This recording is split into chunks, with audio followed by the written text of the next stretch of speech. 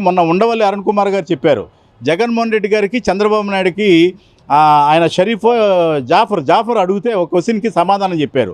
చంద్రబాబు నాయుడు గారు ఏంటంటే డెవలప్మెంట్ మీద దృష్టి పడుతూ అలాగే పథకాలు కూడా ఇస్తారు. ఆయన మొన్న వైసీపీ వాళ్ళందరూ ప్రతిపక్షంలో కోడే కూశారు. తల్లికి వందనం నీకు 15 అని చెప్పి రామానాయుడు గారు అన్నారు అని ఎగతాళి చేశారు. మరి ఒక ఇంట్లో నలుగురున్న పిల్లలకి తల్లికి వందనం వేశారు. ఒక ముస్లిం ఫ్యామిలీలో 10 మంది పిల్లలు ఉన్నారు. 10 మంది పిల్లలకు కూడా తల్లికి వందనం వేశారు.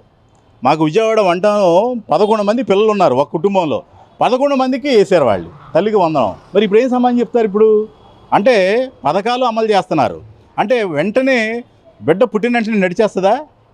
లాస్ట్ 5 years ఏం జరిగింది అనేది చూసుకోవాలిగా. ఖజానాలో డబ్బులు ఉన్నాయో లేవో చూసుకోవాలిగా. ఎక్కడెక్కడ అప్పులు చేశాడు అవన్నీ పోడ్చాలిగా. ఎక్కడెక్కడ లోన్ తీసుకున్నాడు అవన్నీ పోల్చాలిగా. మళ్ళీ జనరేట్ చేసుకోవాలిగా డబ్బులు. అప్పుడు డబ్బులు జనరేట్ చేసుకొని కొత్త ప్రభుత్వం స్టార్ట్ చేసింది.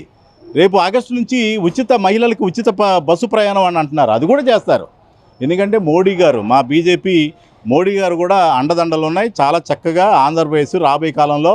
కానీ ప్రజలకు నేను ఒకటి విజ్ఞప్తి చేస్తున్నా, మీరు ప్రతి 5 సంవత్సరాలకు ఒకసారి ప్రభుత్వాన్ని మారుస్తే మాత్రం డెవలప్మెంట్స్ ఆగిపోతాయి. ఇదే ప్రభుత్వాన్ని కంటిన్యూ చేయండి. నెక్స్ట్ కమింగ్ 5 years తర్వాత కూడా 29లో కూడా కూటమి ప్రభుత్వాన్నే మీరు గెలిపించాలి. మీరు పొరపాటున మళ్ళీ జగన్మోహన్ రెడ్డి గారికి కానీ మీరు కానీ ఓట్లేసి ఒకవేళ తప్పు చేసినట్టయితే పొరపాటు జరిగితే రాబోయే కాలంలో ఆంధ్రప్రదేశ్ మరో బీహార్ అయిపోతుంది.